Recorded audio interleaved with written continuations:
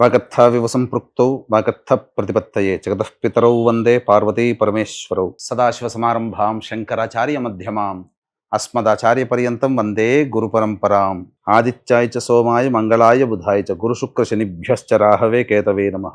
శృంగేరి జగద్గురు పీఠాధిపతులకి కంచి పీఠాధిపతులకి నమస్కారములు తెలియజేసుకుంటూ కార్యక్రమాన్ని ప్రారంభిద్దాం. ఈ మార్చి నెల 16వ తారీఖు నుంచి 31వ తారీఖు వరకు 12 రాశులలో జన్మించినటువంటి వారికి ఏ విధంగా ఉండబోతుందో తెలుసుకునే ప్రయత్నం చేద్దాం. ముఖ్యంగా ఈ యొక్క గురువు వృషభ రాశిలో సంచారము, కుజుడు మిథున రాశిలో స్తంభించి సంచారము, అలాగే కేతువు కన్యా రాశిలో, మరియు శని భగవానుల వారు కుంభరాశిలో సంచారము.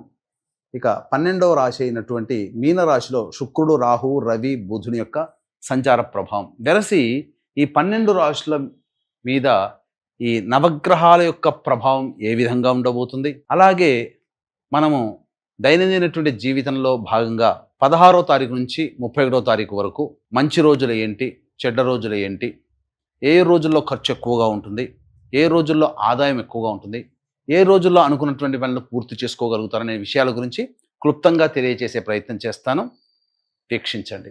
ద్వాదశ రాశులలో భాగంగా వృషభ రాశిలో జన్మించినటువంటి వారికి మార్చి 16వ తారీఖు నుంచి 31వ తారీఖు వరకు ఏ విధంగా ఉండబోతుందో తెలుసుకుందాం. ముఖ్యంగా గురువు రాశిలోనే సంచారం చేస్తుండడము, మరియు లాభస్థానంలోకి శని మార్పు 29వ తారీఖు రోజున రావడము, ఇదే లాభస్థానంలో షష్టగ్రహ కూటమి మరియు సూర్యగ్రహణం కూడా ఏర్పడుతుండడం, ఇన్ని కారణాల చేత వృషభ రాశిలో జన్మించినటువంటి వారికి అన్ని విధాలుగా అనుకూలమైనటువంటి యోగ కాలము చెప్పవచ్చు.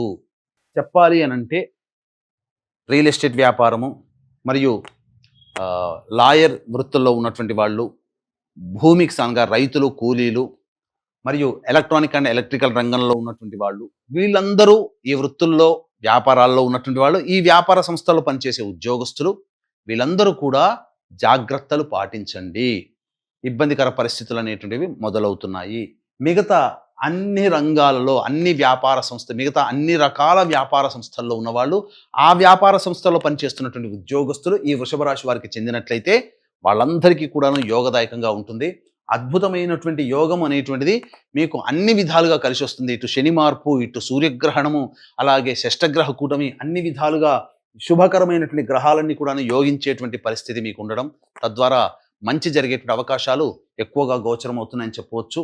అయితే ప్రధానంగా ఈ యొక్క వృషభ రాశిలో జన్మించినటువంటి వారు 16వ తారీఖు నుంచి 31వ తారీఖు వరకు ఏ రోజుల్లో ఏ విధంగా ఉండబోతుందో రోజువారీగా మనం తెలుసుకునే ప్రయత్నం చేద్దాం. ముందుగా ఈ యొక్క వృషభ రాశిలో జన్మించినటువంటి మహిళలకి చక్కటి యోగదాయకమైనటువంటి పరిస్థితి. మీరు గత కొన్ని రోజులుగా ఇబ్బంది పడుతున్నటువంటి అనారోగ్య సమస్యలు కావచ్చు, లేకపోతే వృత్తి ఉద్యోగ వ్యాపారాల్లో ఉన్నటువంటి సమస్యలు కావచ్చు, ఆ సమస్యలన్నీ కూడాను బయటపడే మార్గాలు మీకు గోచరమవుతాయి. ఆనందదాయకమైనటువంటి పరిస్థితుల్లో ఉంటారు. కుటుంబ సభ్యులు మీకు విలువ ఇవ్వడం, మీ మాటకి గౌరవం, మీకు విలువ ఇవ్వడం, ఇవన్నీ ఉండడం ద్వారా సంతోషకరంగా ఉంటారు. ఇంతకుముందు ఉన్నటువంటి పొరపచ్చాలు స్నేహితుల మధ్య కావచ్చు, దంపతుల మధ్య కావచ్చు, కుటుంబ బంధు హితుల మధ్య ఉన్నటువంటి పొరపచ్చాలన్నీ తొలగి మీకు అనుకూలమైనటువంటి పాజిటివ్ వైబ్స్ అనేటువంటివి ఈ వృషభ రాశిలో జన్మించినటువంటి మహిళలకి గోచరమవుతున్నాయి. ఇక రోజువారీగా చూసుకున్నట్లయితే ప్రధానంగా 16వ తారీఖు రోజున ప్రశాంతత లేని జీవితాన్ని గడుపుతారు. చికాగ్గా ఉంటుంది. ఏ పని చేయాలన్నా బద్ధకం ఎక్కువగా ఉంటుంది, కాబట్టి ఖర్చులు కూడా ఉంటాయి. ఇక 17, 18, 19, 20, 21 ఈ 5 రోజుల్లో సంపూర్ణంగా అనుకూలమైనటువంటి యోగ కాలము మీకు ప్రారంభమవుతుంది. రాని బాకీలు వసూలవుతాయి, అలాగే ధనపరమైనటువంటి సమస్యలు పూర్తి అవుతాయి. ముఖ్యంగా మీ యొక్క సమస్యలన్నీ కూడాను ఎదుటి వాళ్ళ సహాయ సహకారాలతో ఆ సమస్యల్ని పరిష్కరించుకుంటారు. ఇక 22, 23, 24 తారీఖుల్లో మీకు ఖర్చులు అధికంగా ఉంటాయి. ప్రశాంతత లేని జీవితాన్ని గడుపుతారు. అలాగే ఏ పని చేయాలన్నా కూడా ఆసక్తి లేదు. ప్రతి పనుల్లో అడ్డంకులు, ఆటంకాలన్నింటినీ ఎదురవుతాయి. తద్వారా మనస్సుని దృష్టి పెట్టలేకపోతారు. ప్రతి పనులలో చికాకుతనం ఎక్కువగా ఉంటుంది. 25, 26 తారీఖుల్లో మీకు ముఖ్యంగా సంతానంతో విభేదాలు, సంతానం మూలకంగా ఖర్చులు, సమస్యలు పెరుగుతాయి. అలాగే ప్రధానంగా వృత్తిపరంగా ఉన్నటువంటి వాళ్ళకి మాత్రం ఇబ్బందికర పరిస్థితులు ఈ 25, 26 తారీఖుల్లో ఉంటాయని చెప్పవచ్చు. ఇక 27, 28, 29, 30 ఈ 4 రోజుల్లో సంపూర్ణమైనటువంటి యోగాన్ని అనుభవిస్తారు. రాని బాకీలు వసూలు అవ్వడం, ఉద్యోగంలో పేరు ప్రతిష్టలు, వృత్తి వ్యాపారాల్లో మీకు విలువ పెరగడం, ధనపరమైనటువంటి సమస్యలు పూర్తి చేసుకుంటారు. అధిక ధనాదాయం కూడా గోచరమవుతుంది. 31వ తారీఖు రోజున మాత్రం ఖర్చులు అధికంగా ఉంటాయి. ప్రశాంతత లేని జీవితం గడుపుతారు. వెరసి చూసుకున్నట్లయితే ప్రధానంగా 20, 21, ప్రధానంగా 22, 23, 24, 31 ఈ 4 రోజుల్లో మీకు ఖర్చులు అధికంగా ఉంటాయి కాబట్టి జాగ్రత్తలు పాటించండి. ఖర్చుల శాతాన్ని తగ్గించుకునే ప్రయత్నం చేయండి. అలాగే ఈ యొక్క వృషభ రాశిలో జన్మించినటువంటి వారికి దైవానుగ్రహం సంపూర్ణంగా కావాలి.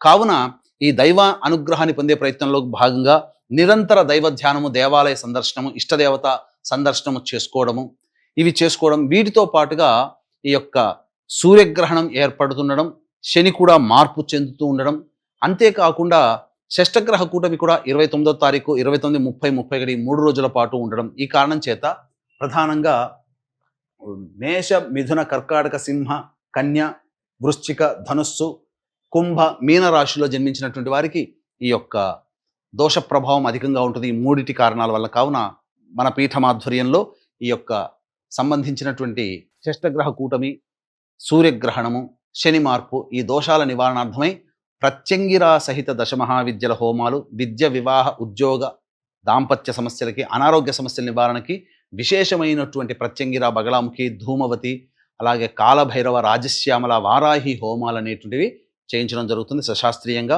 అవకాశం ఉన్న వాళ్ళు కార్యక్రమం తదనంతరం కాంటాక్ట్ చేసి మీ గోత్రనామాలు నమోదు చేసుకోవచ్చు. ఇప్పుడు చెప్పినటువంటి విషయాల్లో మీకు ఇంకేదైనా సందేహాలు ఉన్నట్లయితే సందేహాల నివృత్తికి కార్యక్రమ తదనంతరం కాంటాక్ట్ చేసి వివరాలు కూడా తెలుసుకోవచ్చు. సర్వం శ్రీ ఉమామహేశ్వర పరబ్రహ్మార్పణమస్తు.